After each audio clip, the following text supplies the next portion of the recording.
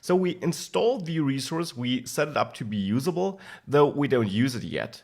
Now, in order to be able to use it, we also need some server where we can send our data to, right? Because we want to reach out to the web, so we probably need some server on the web where we can store our data or we can fetch data.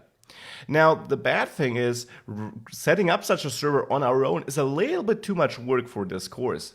The great thing is there are services we can easily leverage, and I'll use Firebase for this.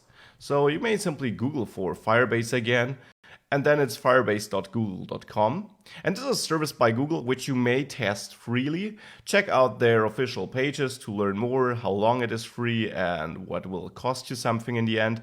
But the things we're going to do here are free. And then you basically need to, well, sign up or get to your console if you already are signed up. And I will quickly do this and then meet you in this Firebase console where you are able to create new projects. So I'm now in the Firebase console, and here you can create new Firebase projects. Now, what is Firebase to begin with? Firebase is something or a service you can use as the backend for your native app, for your web app.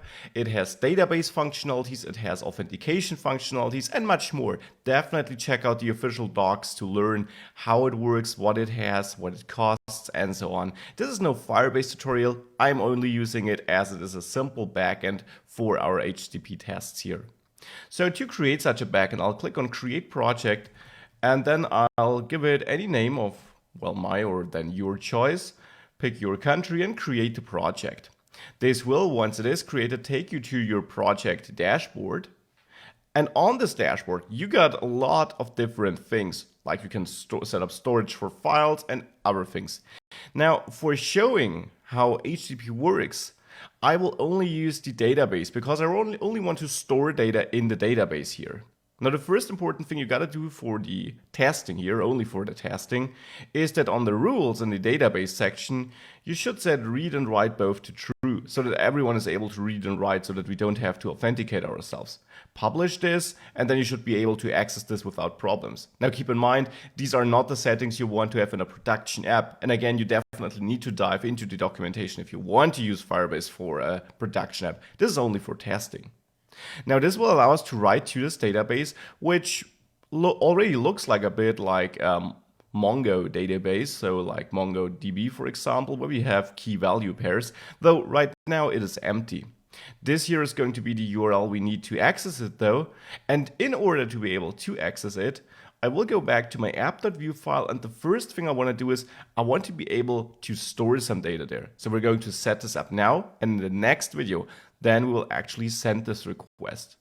So to store it, I'll quickly set up a div with a class form group. So this bootstrap class, there I will have a label where I say username, and then thereafter my input with class form control, which is of type text, where I want to enter my username. And then I'm simply going to copy this once here to also set up something for, let's say, your mail address, type text as well.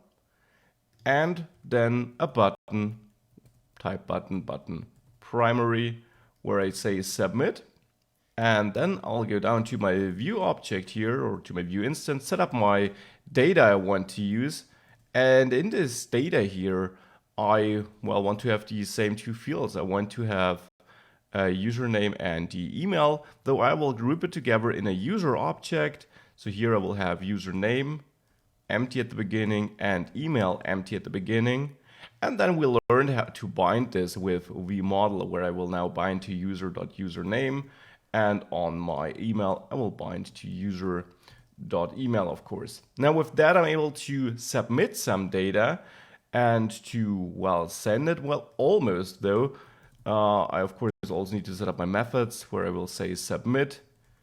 And here for now, I will simply log it to the console, log my user here, and then add the click listener on the button here and execute submit.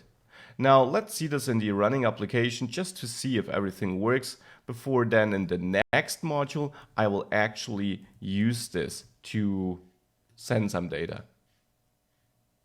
And yeah, this does not work because there should be this user. And then if I head over to the application and I enter some data here, test@test.com, and open up the console, we see now that the user here gets printed with email and username fields. The getter and setter here is just added by Vue.js to be able to listen to changes to that. But here we see the fields we set up with the values we entered. So this looks good. With that, we set up our application. We set up Firebase. Let's now use all the things we set up here to actually send a request.